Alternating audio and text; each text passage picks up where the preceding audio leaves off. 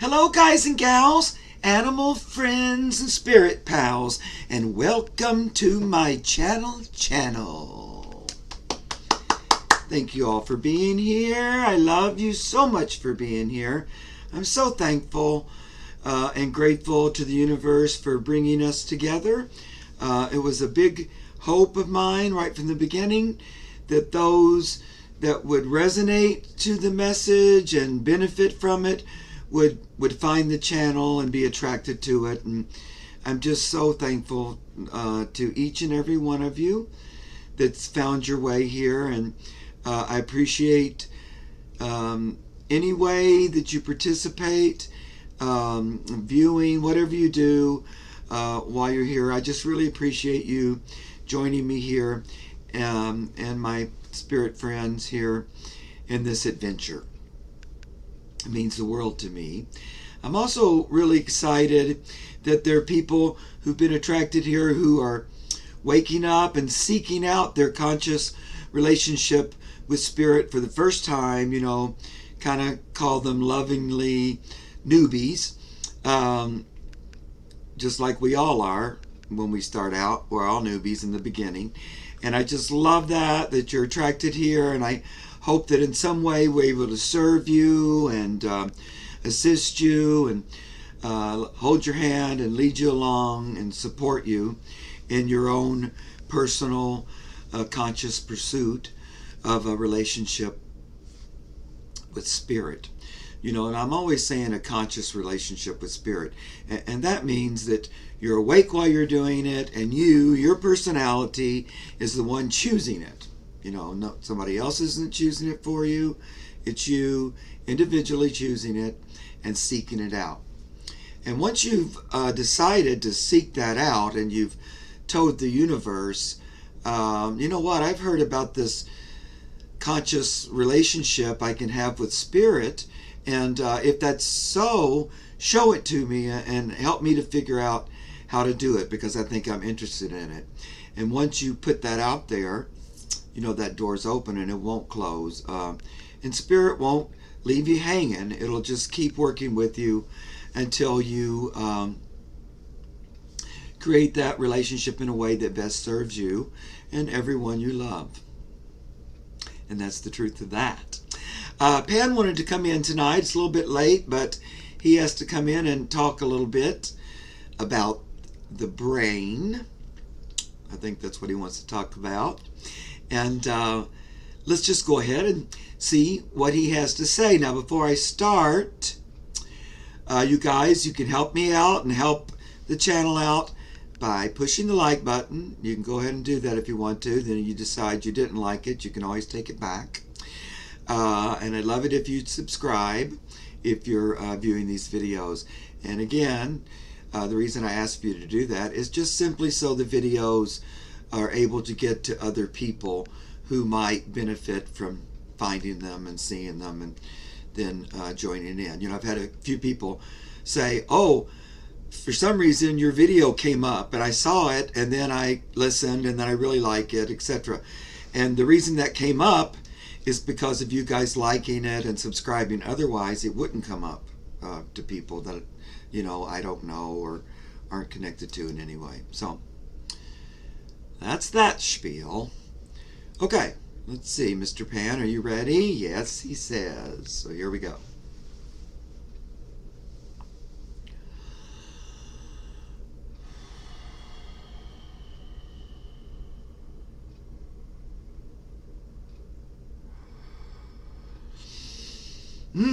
Good evening, friends. This is the one called Pan, and I'm so happy to be with each and every one of you. As always, I'm so happy you've chosen to spend some time with me this evening.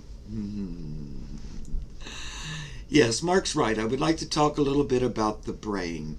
You know, as you begin your conscious journey with spirit, sometimes your brain can sort of act as an enemy or a foil to your best efforts. Now, I'm not talking about, let's just for this conversation, let's say there's a lower brain and a higher brain. And I'm not really talking about that higher brain that's working in connection with spirit. So it's connected to its source, and so it's looking to create good for all. And that's a different sort of form of thinking. And what I call a lower brain is really more of an ego brain that sort of functions on what I might call an automatic pilot. It runs on what it's been taught and heard over and over, and it just broadcasts it out. Sort of like just talks to be talking, and reminds you of things. And it's seeking to help you and serve you, of course. And it thinks that by reminding you things, it's serving you, because these things that it reminds you of have been things that you've run over in your mind over and over, and you're used to it, and on some level it makes you comfortable, and keeps you asleep. And for some time, humanity, I'm talking ages and ages, humanity has asked to be asleep as a group. And of course, as we've talked about over and over, it's choosing now to wake up on an individual basis and as a group. Mostly it's the individuals waking up one at a time, which convinces the group it wants to wake up. And also the group's desire to wake up is what convinces individuals to wake up. So, it goes in and out like that. And then most of you, not all, but a large majority of you worldwide, have had a lot of, for the most part, unintentional programming put into what I call your lower mind.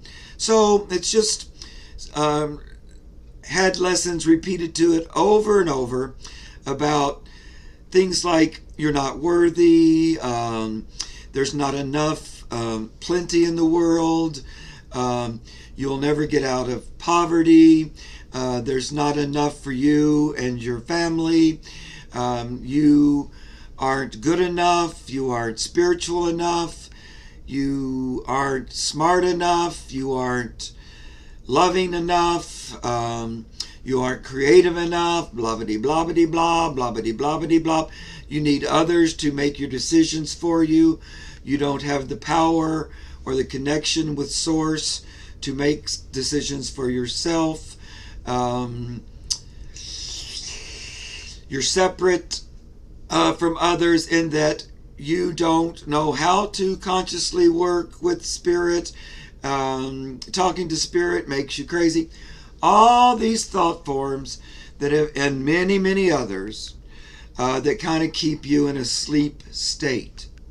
Not in a state of seeking evolution or seeking truth or further expression of your true self. They're thoughts and statements designed to keep you down. Now, and they've been passed down unconsciously for the most part. So parents to children, and not doing it in a deliberate way or saying, oh, this will keep them asleep and down. No, it's just being passed down automatically, because as you're young, you hear those thoughts of the older generation, and if they've been raised in what I call negative thinking, then it just goes along to the next one. And it can also be worry thinking, fretting, fearful thinking, depressive thinking, all those forms that keep you down. Now, the brain wants to serve you, and since childhood for many of you, that's the thought forms that mostly go on in your head. Now, occasionally you stop them and you decide to do a project, and even that is kind of dogged along the way with sort of a negative tapes playing. And you can think of them as out-of-date tapes. And one of the first things you do is you wake up and choose A relationship with spirit, a conscious relationship, is change those tapes, get rid of those tapes, erase those tapes, replace those tapes with positive thinking and affirmations. Now, for some of you, you don't even know positive affirmations and thinking because you haven't had them presented to you, or at least not presented enough, so that they become a running tape. So I just want to encourage you all to take some steps to help that brain support you. You know, we talked about in some of the meditations that you might need to tell your chatty Cathy brain to shut up and sit down. And you might need to be firm with it because, number one, it's not used to being told. It's used to just being able to run the show as it wants to without anybody telling it it's wrong or it's not suiting you. So you might have to be firm, get its attention. Hello, stop. And it goes, what? Are you talking to me? I'm just running the tapes. You go, no, stop the tapes. I want to do something new. And it goes, oh, what? So it wants you to train it in a more positive way so it can support you in that way. It wants to support you in the waking you in the way, or as well as it did support you in the sleeping you, you know.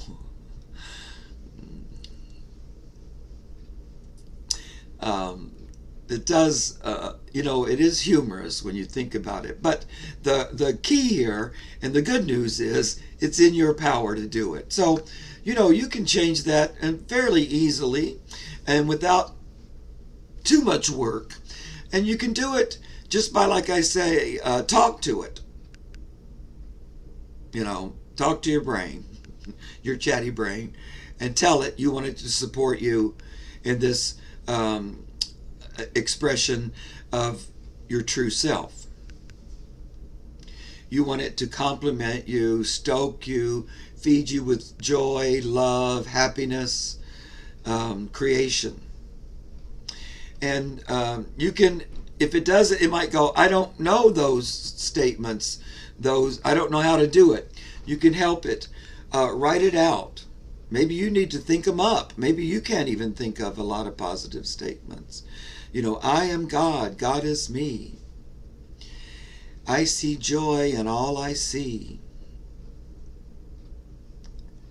I live love. Love lives me, expressing itself to all I see. I'm strong. I'm capable. I have everything I need. I'm smart. I'm intelligent. I think clearly and with ease. I'm a creator. I am inspired with creative thoughts, and I carry them through easily and effortlessly. You know, and just sit down and come up with a bunch. Maybe repeat them over and over. Fill up 3 or 4 pages of I am God and God is me. I see God in all I see. Or whatever you come up that suits you best. And really just flood it with it. Read it over, write it, and pretty soon your brain will start repeating it. You know, it'll get the message. It goes, oh, you mean like this. And then it will start seeking out similar messages to run through your brain. It will begin to seek out on its own that which supports this new job you've given it.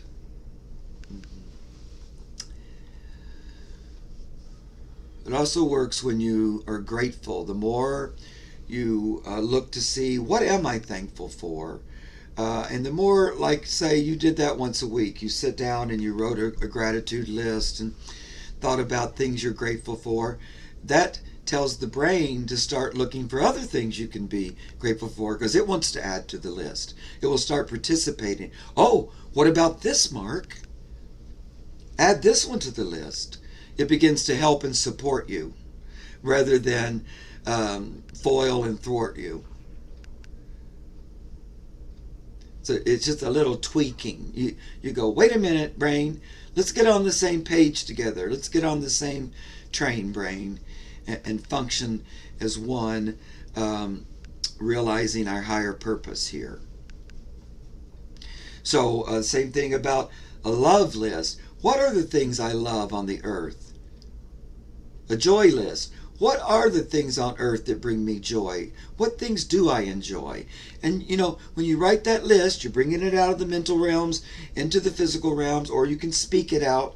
I also always like, with Mark, a lot of times he'll sing it out or make up a tune or a poem like that and speak it. Or you can write it. It depends on what best suits you. And repeat it. Now, you don't have to do that for like years at a time, but you might do it for a little while. Do that as an exercise. Maybe you're sitting around thinking, what can I do? Get out a piece of paper and just write down the things you love, the things you enjoy, things that make you happy. And before you know it, little Mr. and Mrs. Chatty Cathy, Chatty Ratty over here will be supporting you by chatting positive, uplifting, joyful, loving thoughts. Just needs a little training, a little encouraging, just like you would train an animal, with positive feedback and positive encouragement. Oh, look, this is better. The brain is being more supportive. It's also that way of training it. When I'm in a meditative state, chatty brain, I need you to be quiet and sit down. You might have to tell it a couple times, but usually not more than that, and it will do it. It begins to go, oh, this is how I support him or her.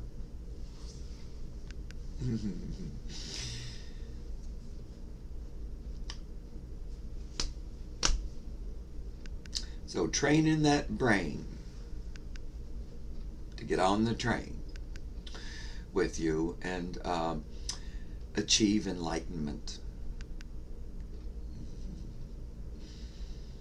Because everything becomes better within the home. You're getting that positive reinforcement for yourself. It doesn't serve you. You know it doesn't. You don't like it anyway. So this is a way to get rid of it, retrain it, refocus it, change the words. We've talked before how important your thoughts and words were, and they create your reality. And your brain's been kind of running on automatic pilot because it was trained before you were old enough to train it. It kind of got pre-trained for most of you. But now's the time to wake it up along with you and get it to get on the team there. All right. I hope that makes sense and maybe clicked a little light there for some of you. And as always, I enjoy working with you, each and every one of you, beautiful children of the earth.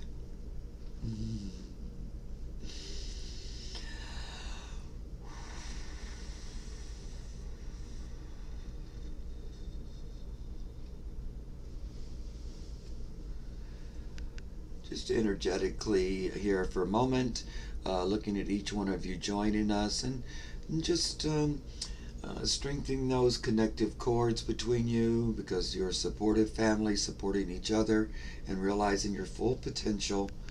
And the more you realize your potential, the more he realizes his potential and she realizes her potential. The more you wake up, the more they wake up. That's the way it works. The more they wake up, the more you wake up. It's a supportive, interactive process.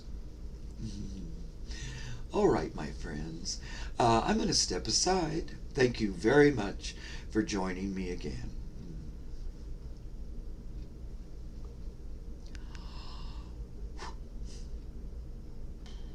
Oh, boy, I'm facing the west or something. What happened? Sometimes I don't know why that happens. The energy just pulls me around. Of course, this chair spins, but I'm not really aware of it spinning. when it's happening, or I would stop it. Okay, I hope that was helpful, made some sense. I know when I first started a relationship with Spirit, I didn't think I'd ever get my mind to shut the heck up. And it was a challenge. It's not as hard now, but I still have to tell it to wait a minute. Why are we all running in that thought pattern? Or why are we running that, and focusing on that and dwelling on that? It's different to have sort of a negative thought come through or come up and you express it and it moves on. And it's different when you're holding it and dwelling on it. And so that little natty brain thinks it's helping by keeping you occupied, but it's occupying you with thoughts that only bring you down. They're not productive. So, I really relate to that message he brought through today. Okay, guys, I hope you found it helpful, and I love you as always, and I wish you all joy, love, and blessings that you can take.